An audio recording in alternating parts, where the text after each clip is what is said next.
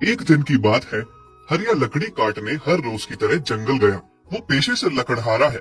हर रोज लकड़ी काट के शहर में जाकर बेचता है और जो 4 पैसे बनते हैं उससे अपने घर का गुजर बसर करता है। हरिया के घर में उसकी पत्नी और एक जवान बेटी है कि तभी उसे गाय के रोने की आवाज सुनाई देने लगती है।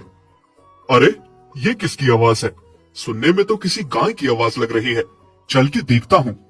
देखने पर पता चला कि कांटों वाली झाड़ियों में एक दुबली पतली कमजोर सी गाय फंसी हुई है जो बाहर नहीं निकल पा रही है। ये देख के हरिया को उस गाय पे बहुत तरस आता है।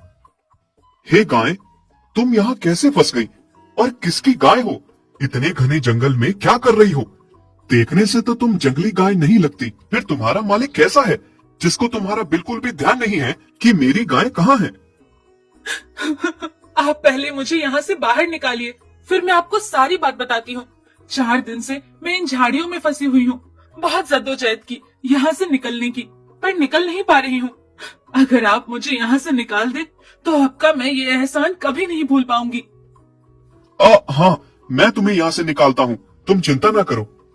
हरिया अपनी कुल्हाड़ी से सारी झाड़ियां काट देता है और गाय को बाहर निकालता है। गाय भूख के मारे बहुत कमजोर हो चुकी थी। अब बताओ, तुम्हारा नाम क्या है और तुम यहाँ कैसे फंस गई? पहले तो आपका बहुत बहुत धन्यवाद। आपने मुझे यहाँ से निकाला, वरना मुझे तो लगा था कि मैं मर जाऊंगी। अब बाहर कभी नहीं निकल पाऊंगी। तुम ऐसे ना कहो, बचाने वाला तो भगवान होता है। मेरा नाम लक्ष्मी है। मैं और मेरी माँ हम साथ में रहते थे। हमारा कोई मालिक नहीं था। हम दोनों आवारा गायें थी। शहर में अब खाने को कुछ बचा नहीं था, इसलिए हम घास की तलाश में जंगल की ओर आए थे। पर बदकिस्मती से हमें जंगल में बाघ मिल गया।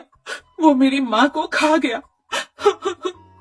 और बाघ से जान बचाते हुए मैं इन झाड़ियों में छुप गई, लेकिन बाद में फिर निकल ही नहीं पाई। 4 दिन से भूखी प्यासी हूँ मैं। ओहो, बहुत बुरा हुआ तुम्हारे साथ लक्ष्मी।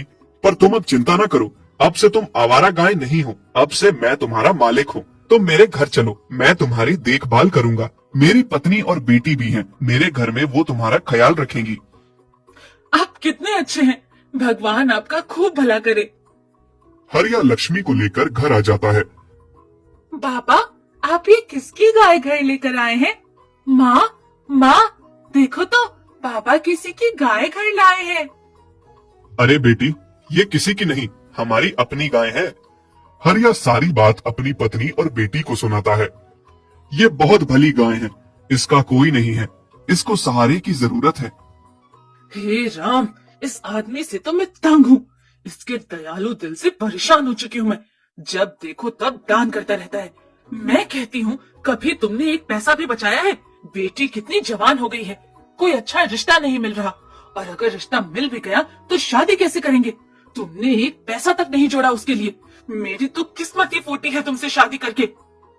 अरे अरे भाग्यवान, तुम ऐसा क्यों कहती हो? भला अब लक्ष्मी के यहाँ रहने से गंगा की शादी से क्यों मिला रही हो? और तुम गंगा की शादी की चिंता न करो, उसकी शादी मैं बहुत धूमधाम से करूंगा। ये मेरा घर है, कोई धर्मशाला नहीं जो तुम किसी को भी उठा के ले आओगे। कभी किसी कुत्ते को, कभी बिल्ली को, और अब इस गाय को। मैं कहती हूँ, ये गाय इस घर में नहीं रहेगी। देखो सविता, तुम ऐसी जिद मत करो। जब हम किसी की मदद करते हैं ना, तो ऊपर वाला हमारी मदद करता है, और खासकर जानवरों की। और अगर हम बेसहारा गाय को सहारा देंगे तो वो हमें आशीर्वाद ही देगी। आहा, बड़ा आशीर्वाद देगी तुम्हें ये गाय।